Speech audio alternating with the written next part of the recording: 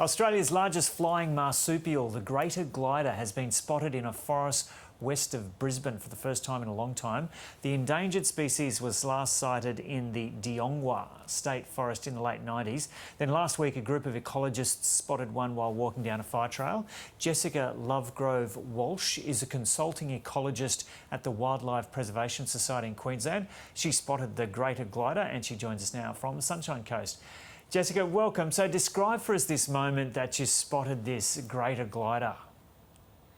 Yeah, thank you for having me. So it was an incredibly quiet night. We were walking along a fire line, as you said, and normally you would hear a booble owl or a sugar glider or something off in the distance, but I'd started to lose hope that we might see anything at all because, yeah, there was nothing calling, no signs. But then after about 400 metres, I saw some really bright eye shine off into the distance with my torch. So I yelled to my colleague, Paul Reevy, I've got eye shine, you need to go up to that tree and have a look at what it is. Wasn't sure if it was a possum or a glider, and sure enough, it was a greater glider. And those are some pretty awesome ears that the greater glider has, huh? Yeah, they're pretty spectacular animals. So that little one's a sugar glider, which most people might be familiar with, and then we've got the dark morph and the light morph greater gliders as well. Yeah, cool. So what makes this sighting so special, and how excited were you to actually see it? I'm always excited to see a greater glider, but particularly in an area that's undergone logging, it's really, really important to know that these threatened species are still there. It is also a good indicator that, you know, in the future, when these trees regrow after logging, that this is really good future habitat for a greater glider population. But unfortunately, those trees will take up to 150 years to form hollows that are big enough for a greater glider. Yeah, so just this one's that one with the little ears is the sugar glider. We'll make that clear to our viewers, and the ones with the big ears are the greater gliders. So how widespread were the gliders 50 years ago? 50 years ago, greater gliders were considered common in new eucalyptus forest all up the east coast of Australia. And so if you went out at night with a torch, they don't vocalise, so you have to look for them with your eyes, unfortunately. You'd be very likely to see one in eucalyptus forest as long as those hollows were present. And so logging has now stopped in this Deongwar State Forest that you're in. It's kind of northeast of Toowoomba, between Toowoomba and Esk. What are your hopes about how quickly the greater gliders will grow in numbers there now? Yeah, so greater gliders, they need those large hollow-bearing trees, and because it will take about 150 years for those new growth trees to form hollows, it's a slow burn.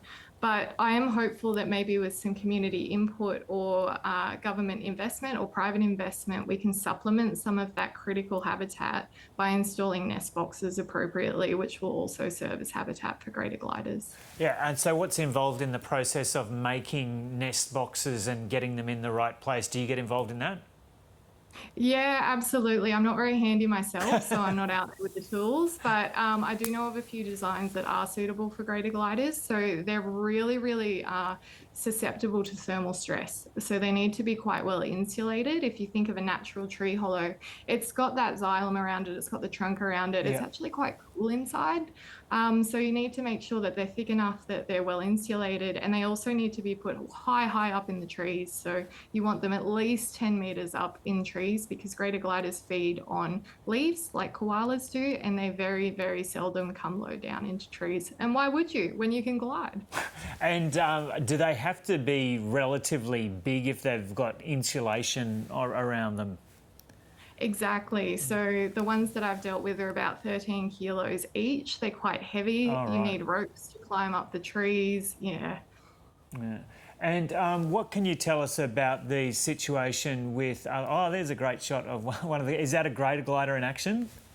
Yes, it is. And their gliding membrane actually attaches to their elbows. So when they're gliding, they have to put their arms up, really cute. Yeah. And then that's how they travel between the trees. And what's the situation more broadly in southeast Queensland with state forests being converted to conservation areas?